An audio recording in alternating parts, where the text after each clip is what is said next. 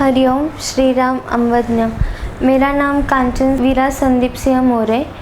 2003 से बापू ने मुझे अपने गोद में लिया। 2013 में नंदाई ने मेरा आत्मबल करके लिया। जैसे कि नंदाई ने मुझे मुहूर्त नाटक में रोल दिया था, वैसे ही मेरे जीवन में घटित हुआ। मेरी भी शादी एक नॉन बापू परिवार के सदस्य के साथ हुई। 24 जनवरी 2015 को मेरी शादी संदीप सिंह मोरे से हुई। मेरे मिस्टर का जॉब मलेशिया में है, तो वो शादी के बाद तुरंत मलेशिया चले गए थे और मेरा वीज़ा का काम कुछ बाकी था, तो मैं मार्च में चली गई। तो मैं जाने के बाद मेरे मिस्टर ने हर एक वीकेंड्स प्लान करके रखा था कि आज यहाँ पे जाएंगे, इट्स वीकेंड वहाँ पे जाएंगे ऐसे। तो मैं गई थी शुभंकरा नवरात्र के दरमियान। तो मुझे पठन भी करना था और पारायण भी करना था, लेकिन नई नई शादी थी, सब घर का काम था, तो मुझे कुछ पारायण करने को मिला नहीं। तो 4 अप्रैल 2015 को उन्होंने फिर से प्लान करके रखा था। सैटरडे था उस दिन और हनुमान जयंती थी, तो मुझे हनुमान चालीसा का पठन 1 से 8 बार करना था। तो मैंने वैसे मेरे हस्बैंड से कहा अभी कि नेक्स्ट टाइम हम जाते हैं, इस टाइम मुझे पठन करना है, तो अभी का कैंसिल कर देते हैं। लेकिन उन्होंने कहा नहीं नहीं, मैंने ऑलरेडी सब बुकिंग करके रखी है, मैं कैंसिल नहीं करूँगा। तो मुझे नंदाई के बोल स्मरण हुए और मैंने कहा कि ठीक है, आप बोल रहे। नंदाई ने कहा था कि किसी को टोकना नहीं है, जैसे मतलब किसी को अपोज़ करके हमें कुछ करना नहीं है। तो मैंने उनको कुछ अपोज़ नहीं किया। रात को मैं सो गई और सोते हुए मैंने नंदाई को कहा कि मुझे पठन करना है, तो आप मुझे उठाओगे और मेरा पठन करके लेना। तो तकरीबन 2 बजे रात को मुझे नंदाई ने उठाया, मैंने कुछ नहाया और मैं पठन करने को बैठ गई। 7 बजे मेरा 1 से 8 बार हनुमान चालीसा पठन कंप्लीट हो गया और 8:15 बजे तक मैं रेडी हो गई और 9 बजे हमें निकलना था। तो हम दोनों हस्बैंड वाइफ निकल गए। लोटस दसारू बीच मलेशिया में है, जो वहाँ पे हमें जाना था। तो हम गए और बीच में बहुत मतलब ऐसे मस्ती कर रहे थे, सब खेल कूद हो रहा था। उसके बाद हमारे दोनों के मन में ख्याल आया कि हम लोग राइड पे जाते हैं ऐसे बाइक लेके। तो हम लोगों ने बाइक हायर कर ली और हम दोनों बाइक पे जाने के लिए तैयार हो गए। तो मेरा जो लॉकेट था बापू का, वो टूट गया और मैंने वो अपने जेब में रख दिया। तो मुझे बाद में ख्याल आया, नहीं अरे हम लोग तो समुंदर में जाएंगे तो बापू के मतलब सब मुंह में नाक में पानी चला जाएगा, ये अच्छी बात नहीं है। तो मैंने फिर से लॉकेट जेब से निकाला और मैं बैग में जाके रख दिया। तो हम लोग दोनों भी बाइक पे बैठे। मेरे बाइक मतलब मिस्टर चला रहे थे, बहुत मज़ा आ रहा था।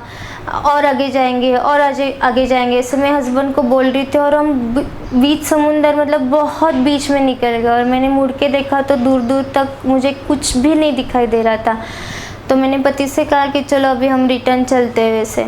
तो संदीप सिंह ने जैसे उनकी हमारी बाइक रिटर्न करने के लिए टर्न किया, वहाँ से ज़ोर से पानी में भंवरा आ गया और उसका स्पीड इतना ज़्यादा था कि हम लोग उससे बाहर आ ही नहीं सकते थे। उन्होंने गाड़ी बहुत रेस की, लेकिन हम बाहर नहीं आ रहे थे और वो बहुत घबरा गया। और उन्होंने कहा कि कांचन सब ख़त्म हो गया, अभी हम लोग कुछ ज़िंदा रहेंगे इसे मुझे लगता नहीं है, हम लोग नहीं बच पाएंगे। तो मैंने कहा कुछ नहीं, हम जाएंगे, बाहर जाएंगे। और मुझे बापू का मतलब स्टेटमेंट याद आ रहा था कि मी तुला कधीच टाकणार नाही। And that time I realise कि नहीं यार, मेरे बापू मुझे नहीं छोड़ेंगे ऐसे बीच समुंदर में, मुझे अकेला नहीं छोड़ेंगे, हम लोग जाएंगे सेफली, बाहर जाएंगे ऐसे। और मैं अम्बद ने बोल रही थी और मेरे हस्बैंड जो थे वो सब नेगेटिव हो गया था उनके मन में और वो नेगेटिव ही सोच रहे थे। तो मैंने खुद से कहा कि नहीं, अभी मुझे कुछ भी नेगेटिव थॉट्स नहीं लाने मन में, क्योंकि रुद्रासुर को वही चाहिए होता है और फिर से मेरा पॉजिटिवनेस कम हो जाएगा और उसको जो करना है वो उससे सिंपल हो जाएगा। तो मैंने अम्बद ने बोलना शुरू कर दिया। और वैसे मैंने पति को भी कहा, अगर आपके मन में कुछ पॉजिटिव नहीं आ रहा है तो आप चुप बैठो, न्यूट्रल हो, कुछ भी नहीं, नेगेटिव भी नहीं पॉजिटिव भी नहीं, आप जस्ट न्यूट्रल बैठे रहो, आप कुछ भी मत करो। और जो बोल रहा था वो ठहरने का नाम ही नहीं ले रहा था। और उसी वक्त मेरे मन में सब कुछ अचानक से एक साथ में चल रहा था, जैसे कि बापू का स्टेटमेंट, मी तुला कधीच टाकणार नहीं। फिर मुझे उपनिषद का वो मतलब अध्याय याद में आ रहा था कि वो अदितिमती माता जब पार्वती माता से मिलने जाती है तो उसके भी संकट वायु गति का होता है, तो वो अम्बद ने बोलती रहती। तो मैं भी अम्बद ने बोलती रहती थी, लेकिन वैसे मतलब शॉर्ट एकदम भौरा रुक गया और हम लोग शांत हो गए। तो उन्होंने, उनकी समझ में आया कि वो गाड़ी रेस करते करते करते करते एक बात हो गई कि हमारा जो गाड़ी का पेट्रोल था वो ख़त्म हो गया था। तो उन्होंने मुझे पूछा कि कांचन देखो स्विमिंग आता है क्या? तो हम लोग बाहर जाते हैं स्विम करके, लेकिन मुझे स्विमिंग आता ही नहीं था। तो मैंने कहा नहीं मुझे नहीं आ रहा। तो वो बोले कि हम लोग इतने बीच में आ गए कि मैं तुझे लेके भी नहीं जा सकता, अब क्या करेंगे। हम लोग बातचीत कर रहे थे तो दूसरी बार फिर से भौरा आ गया और दोनों भी भौरे में फिर से जकड़ गए। फिर अभी तो हमारे पास रेस करने के लिए भी पेट्रोल भी नहीं था, कुछ भी नहीं था, और मैं अभी ज़ोर ज़ोर से हम बदले ऐसे बोल रही थी। तब मेरे मन में ख्याल आया कि अरे नहीं ऐसे नहीं हो सकता, मैं अभी ऐसे नहीं जा सकती। और मेरे पति मुझे बोले कि नहीं नहीं तेरा लॉकेट भी टूट गया, ऐसे समझ अभी बापू आया भौरा बन के अब हम लोग को लेने के लिए। तो मैंने कहा छे ऐसा कुछ भी नहीं होगा, कुछ यम नहीं आएगा, उसका कुछ रेड़ा नहीं आएगा, कुछ नहीं आएगा। बापू आएंगे, शान से हम लोगों को लेके जाएंगे और हम आराम से बाहर से चले जाएंगे। तो वो बोल रहे थे और उसी वक्त मेरे मन में विचार भी आया कि अरे हम संदीप से बोल रहे वैसा हो भी सकता है, शायद ऐसा हो भी सकता है, ऐसे मैं सोच रही थी। और मेरे मन में ख्याल आया कि नहीं नहीं नहीं, अभी तक मेरी यात्रा सफल नहीं हुई है, मणिद्वीप तक मैं पहुंची तक नहीं हूँ अभी तक। तो फिर से मुझे मन में ख्याल आया कि नहीं अरे वो तो क्षीर सागर में ही है, तो शायद ये क्षीर सागर वही होगा। लेकिन नहीं, फिर से मुझे मन में ख्याल आया कि नहीं नहीं नहीं, त्रिविक्रम मेरे साथ रहेगा और ऐसे एक्सीडेंटली मुझे भगवान लेके नहीं जाएगा, मेरा बापू ऐसे एक्सीडेंटली नहीं लेके जाएगा। तो मैं फिर से खुद को बोलने लगी नहीं नहीं हम बाहर जाएंगे हम बदले। और फिर से वो भौरा रुक गया। लेकिन भौरा रुकने के बाद मेरी जो बाइक थी वो नीचे से ऐसे किसी ने खींच ली हो, ऐसे मेरा मतलब पूरे मेरे नी तक पानी आ गया था और मुझे कुछ भी समझ में नहीं आ रहा था। और दूर दूर तक मैं देख रही थी, नीलाशार समुंदर था, मेरे जो साथ में आए थे वो सब रिटर्न गए थे और कुछ भी सूझ नहीं रहा था।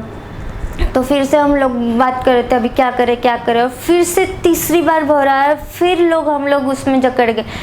अभी तो मैं खुद बहुत ज़ोर से ऐसे कह रही थी नहीं हम बदले, कुछ भी हो हम लोग बाहर निकलेंगे। फिर से मेरे पति ने कहा नहीं अरे कंचन सब खत्म हो गया। तब मैंने मेरे पति को कहा कि नहीं अभी तक कुछ भी नहीं, मतलब इतने सारे यहाँ पे बवंडर भी आएगा, सुनेर भी आएगी, तो भी हम बाहर जाएंगे, पक्का जाएंगे, ऐसे मैंने उनको कहा।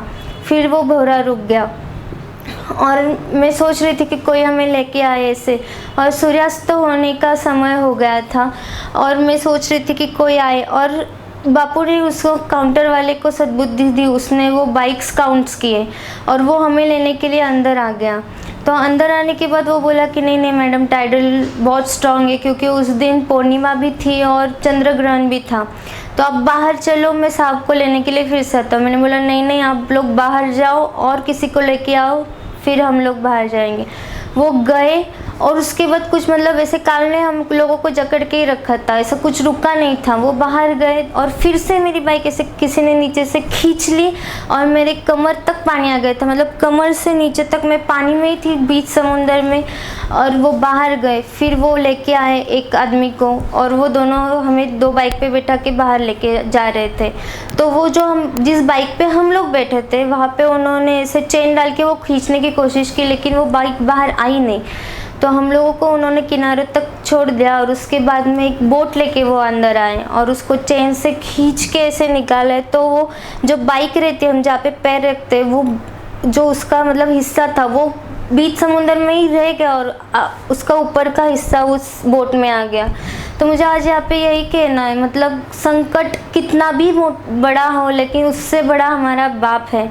और यहाँ पे मुझे और एक बात कहनी कि जैसे कि बापू हमें जो उपासना देते हैं तो हमें वो सीरियसली करनी चाहिए।